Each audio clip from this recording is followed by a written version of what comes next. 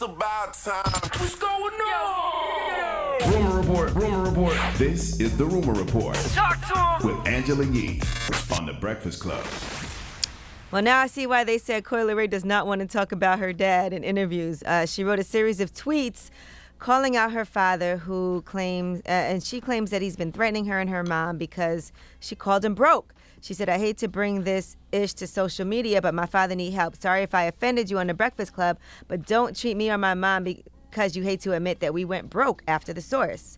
She said, build an effing bridge and get over it. That's why I don't even like mentioning his name. That's why I never mention his name coming into this industry, because he can't get over his past and don't even realize how much he's damaging when he does this stuff. He's texting my mom, threatening her, talking about some watch, grow up. You was just trying to get her to do growing up hip hop. We don't want that life. She's trying to be here for me and support me while you're trying to find every way to beef with me and suck the life out of me. I'm tired. The devil is working. This is a perfect example when everything is going so good. Here he comes being weird, trying to F up somebody's life. I'm your only effing daughter. You worried about being called broke on the day of my debut album. You ain't even text me congratulations. You so bitter and evil. I'ma pray for you.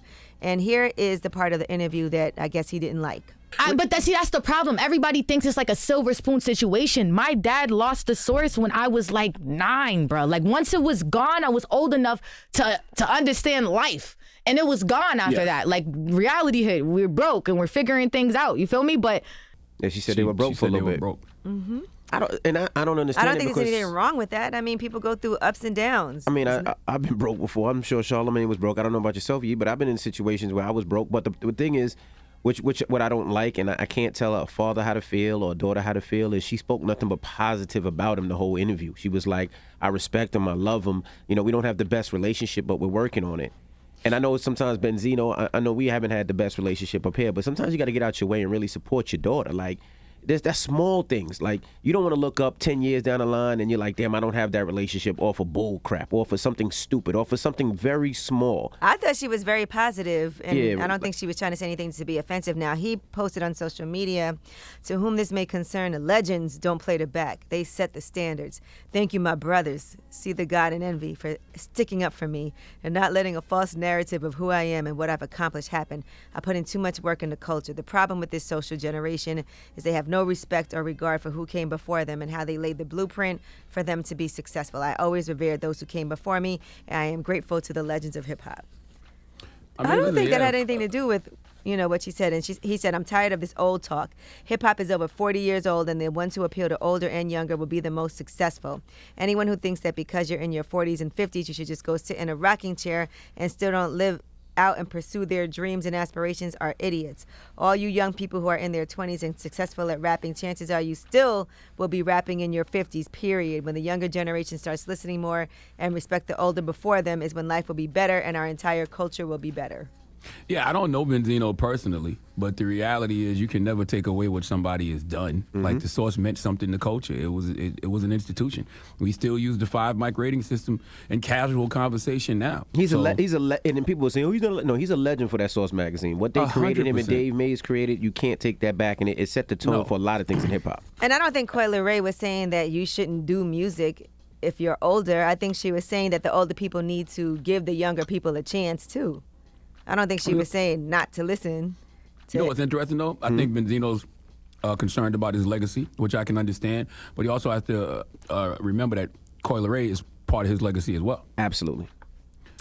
All right. And I don't think this is necessarily, I think you have to separate being a dad from being a legend, right? Because she's saying she wants to do things, and she has been doing a lot of things on her own. And so step back as a father and let her do her thing, but that doesn't mean you have to step back from what it is that you brought to the game. They have a different sort of relationship. And I get what a lot of younger artists were saying. I remember coming up as a DJ, I used to hate the older DJs and the older artists because I felt like they never supported or opened the doors. That's why when it comes to whatever I do, I like to have the conversations, whether it's with Lil Durk or Offset or Cardi or Lil Baby. If I can help them get into real estate or get to things what I couldn't do, I try to help them. I don't want to charge nobody. I just want them to win. I want everybody to win. Like, and I also do want the young people to know that you're going to be older much longer than you're young. Yeah. That's why I say young is so fleeting. Have fun in that pocket, but it's really just the pocket. Like, it's really a short period of time that you're going to be young. And when you realize that, when you get old. Yeah. Yeah, but I think she was just saying, give us a little bit of support and shine. That's all. She wasn't saying no one should get old. You shouldn't do music because you're older. She was just saying, and a lot of younger artists do say this. They don't like the fact that people feel like, oh, you got to do this, you got to do that. Oh, we don't listen to that type of music. That's not for me. And But so nobody said show that. some What's wrong with support. that, But nobody said that. Like, and I know a lot of times people get sensitive. Like, even what Charlamagne says, I like a couple of your records and a couple I don't. But that's older artists, that's younger artists, it doesn't matter. I listen to some Hove records and there's some I don't like. I listen to some. Also, you know what I mean? Also, envy. By the way, you know who else says that? Who? Young people. You know what I'm saying?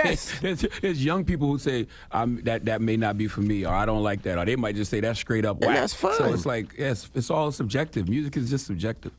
All right, well, that is your rumor report. Okay. Thank you, Miss Yee. Now, Front Page News next, what we talking about? Yes, and let's talk about something historic that has happened. It's official. We have our first black woman to sit on the Supreme Court. All right. We'll get into that next. We're going to play another Fabio joint. Shout to Fabio. Fabio's album is in stores. Oh, I say in stores. That's where you know you can know. You can stream it. It's in stores. Pick it up. And this is Fabio. There's no stores no more? There's stores. It's Best Buy.